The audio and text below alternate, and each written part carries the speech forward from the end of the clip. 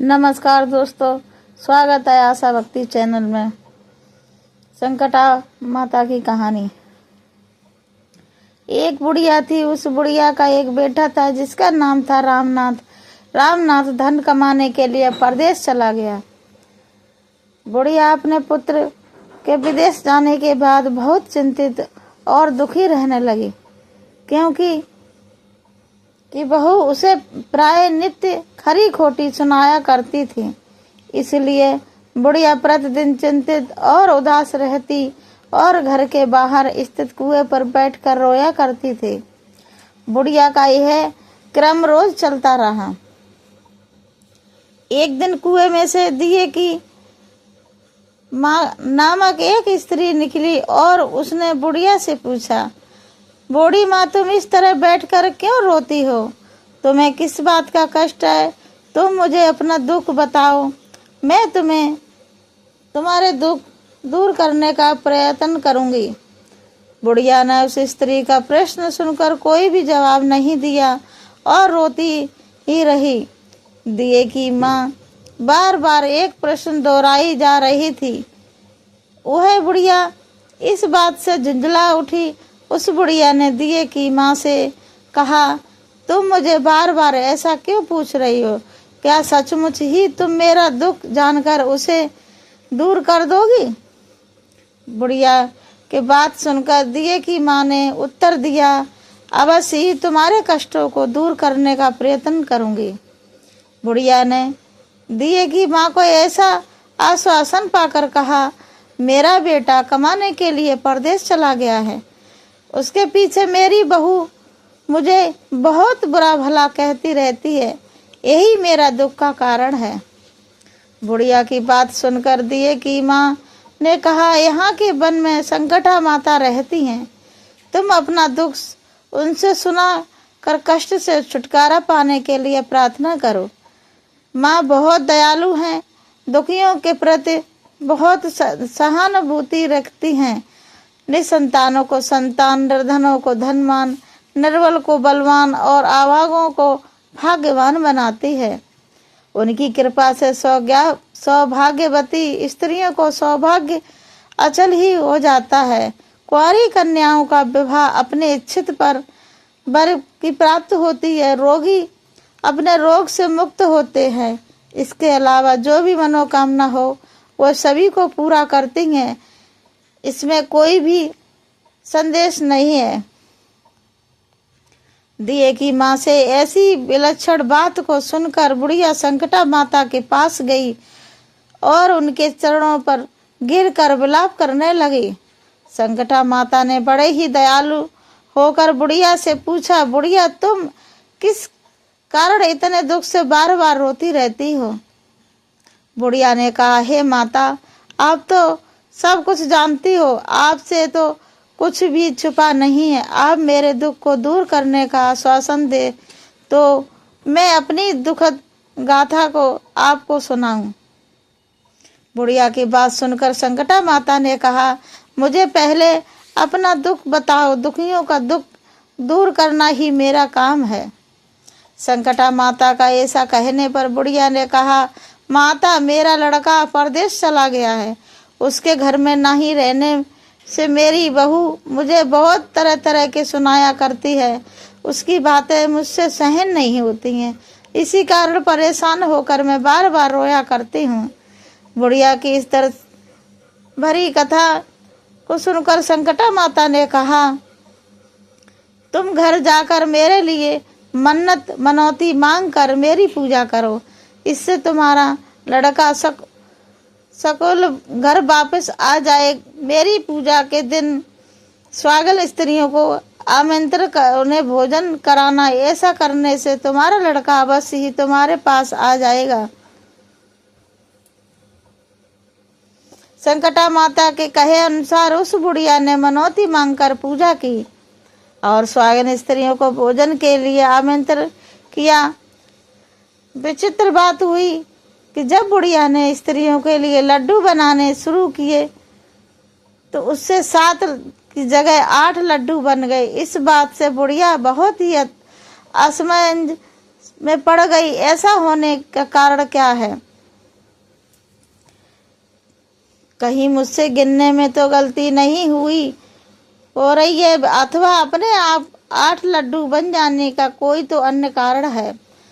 उसी समय संकटा माता एक वृद्ध स्त्री के रूप में बुढ़िया के सामने प्रकट हुई और बुढ़िया से पूछा, क्यों बुढ़िया, आज तुम्हारे यहाँ कोई उत्सव है क्या? यह सुनकर बुढ़िया बोली, आज मैंने संकटा माता की पूजा की है और स्वागल स्त्रियों को भोजन के लिए आमंत्रित किया है। क्यों? किंतु जब गिनकर 7 लड्डू बनाती हूँ तो वे लड्डू अपने आप ही 8 बन जाते हैं। मैं इसी बात से चिंता में पड़ गई हूँ। बुढ़िया की बात सुनकर संकटा माता ने कहा, क्या तुमने किसी बुढ़िया को भी आमंत्रित किया है? बुढ़िया कहने लगी, नहीं, मैंने ऐसा नहीं किया, परंतु तुम कौन हो? संकटा माता ने कहा, मैं बुढ़िया हूँ, मुझे ही आमंत्रित कर लो। ऐसा सुनकर बुढ़िया ने उस बुढ़िया रूपधारी संकटा माता को भोजन के लिए आमंत्रित कर लिया। इसके बाद बुढ़िया के घर पर सभी आमंत्रित स्वागले आ पहुंची और बुढ़िया ने सबको लड्डू तथा अन्य मिठाई आदि का भोजन कराया। इससे संकटा माता उस बुढ़िया के पर बहुत प्रसन्न हुई और माता की कृपा से उस बुढ़िया के बेटे के मन में उसकी माता की पत्नी से मिलने की इच्छा उत्सव हुई और वह अपने घर के लिए चल दिया। कुछ दिन बीतने के बाद वह बुढ़िया संकटा माता की पूजा कर रही थी, स्वागनों को भोजन करा रही थी कि किसी ने उसके लड़के आने की सूचना दी, तो लेकिन बुढ़िया अपने काम में लगी रही। उसने कहा कि लड़के को बैठने दो, मैं स्वागलों को जिमा कर अभी आती हूँ। लड़के की बहू ने पति के आने का समाचार सुना। उसी क्षण पति के स्वागत के लिए तुरंत घर की ओर चल दी। लड़के ने अपनी पत्नी को देखकर मन में सोचा कि मेरी स्त्री मेरे प्रति कितना प्रेम रखती है, जो खबर पाते ही मुझसे मिलने आ गई, परंतु मेरी माँ मुझ पर जरा भी प्रेम नहीं है। मेरे आने की खबर पाकर भी मेरी माँ मुझसे मिलने नहीं आई। जब पूजा का काम समाप्त हो गया, सभी स्त्रियां स्वागलें भोजन करके अपने घर को लौट गईं। बुढ़िया अपने बेटे से मिलने के लिए उसके पास पहुंची। माँ के आने पर लड़के ने पूछा, माँ अब तक कहाँ थी? माँ ने कहा, बेटा, मैंने तुम्हारी कुशलता के लिए संकटा माता से मनौती मांग कर रखी थी, उसी को पूरा करने के लिए स्वागले जमा रही थी। संकटा माता की कृपा से उसका मन अपनी पत्नी से हट गया। उसने माँ से कहा, माँ, या तो मैं यहाँ रहूँगा या यह रहेगी। बुढ़िया ने कहा, बेटा, तुम्हें मैंने बड़ी कठिन तपस्या से पाया, इसलिए तुम्हें छोड़ नहीं सकती, इसलिए चाहे बहू का त्याग भी करना पड़े मैं कर सकती हूँ। अतः लड़के ने अपनी माँ स्त्री को घर से निकाल दिया। घर से निकलकर बाहर आई तो बहुत दुखी मन से एक पीपल पेड़ के नीचे बैठकर रोने लगी। एक राजा उधर से जा रहा था। उसे रोता देखकर राजा रुका और पूछा, तुम क्यों रो रही हो? तब उसने अपनी सारी व्यथा राजा को कह सुनाई। राजा ने कहा, आज से तुम मेरी धर्म बहन हो, इसलिए रो मत, तुम्हारे सभी कष्टों को दूर करने का प्रयास करूंगा। यह कहकर राजा उस स्त्री को अपने महल में लेकर आ गया। महल जाकर राजा ने अपनी रानी को सारी कथा सुनाई और रानी को कहा, देखो, आज से मेरी ये धर्म बहन है, इसी महल में रहेगी और इसको किसी भी प्रकार का कष्ट नहीं होना चाहिए। राजा के यहाँ पहुंचकर कुछ दिन बाद धर्म से प्रेरित होकर रामनाथ की स्त्री ने भी संकटा माता का व्रत आरंभ कर दिया और संकटा के माता ने निर्मित स्वागलों को भोजन कराने के लिए आमंत्रित किया। उस रानी को भी आमंत्रित कर जब सभी स्वागले लड्डू खाने लगी तो रानी ने कहा, मुझे तो रबड़ी मलाई और स्वादिष्ट मिष्ठान आज ही हजम होते, ये पत्थर समान लड्डू कैसे हजम होंगे। ऐसी अवहेलनापूर्ण बातें कहकर रानी ने लड्डू खाने से मना कर दिया। कुछ समय बाद संकटा माता की कृपा से रामनाथ अपनी पत्नी की खोजते हुए राजा के महल में आया।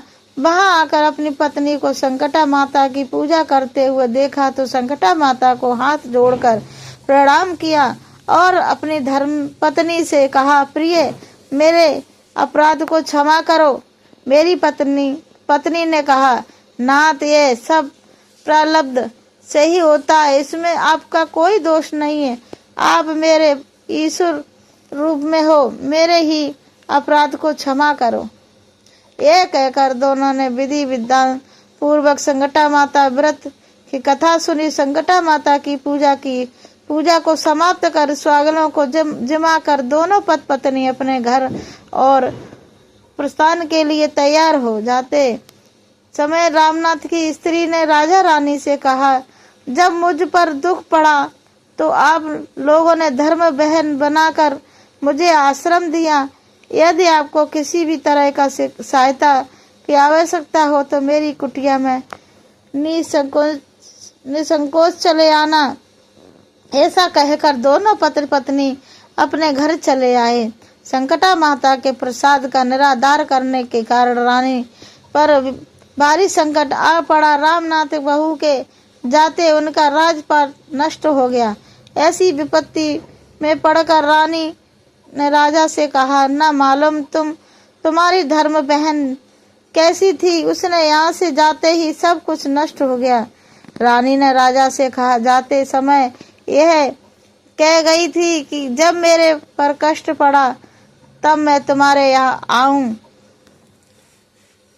और कदाचित तुम्हारे ऊपर कोई भी कष्ट पड़े तो तुम मेरे घर चले आना।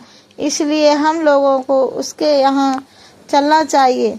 ऐसा विचार कर राजा रानी दोनों ही अपने धर्म बहन के घर गए। वहां जाकर रानी ने कहा, बहन, तुम्हारे जाते ही ऐसा क्या हो गया कि हमारी सारी संपत्ति नष्ट हो गई। हम लोग बहुत परेशानी में पड़े हुए हैं। रानी की बात सुनकर रामनाथ की स्त्री ने कहा, बहन, मैं तो कुछ नहीं जानती, मेरी तो सब करता धरता संकटा माता है, इसके अतिरिक्त कोई दूसरा नहीं। इसलिए मेरी राय में तुम संकटा माता से अपनी भूलों के लिए क्षमा याचना करो। उन्हीं की मान मनौती से तुम्हारा काम बन जाएगा, तुम्हारे सारे काम अपने आप सुधर जाएंगे। रामनाथ की स्त्री बातें सुनकर रानी ने श्रद्धा भक्ति से संकटा माता का व्रत किया और सुहागनों को जमा कर अनजाने में हुई अपनी भूलों के लिए संकटा माता को बार बार क्षमा मांगी। रानी ने ऐसा कहते संकटा माता को प्रसन्न हो गई और रात में रानी को स्वप्न में कहा कि तुम दोनों पत्नी अपने महल को चले जाओ, वहां जाकर मेरी पूजा करना और मेरे निमित्त सुहागिनों को जिमाना। ऐसा करने से तुम्हारा गया हुआ राजपाट तुम्हें दोबारा वापस मिल जाएगा।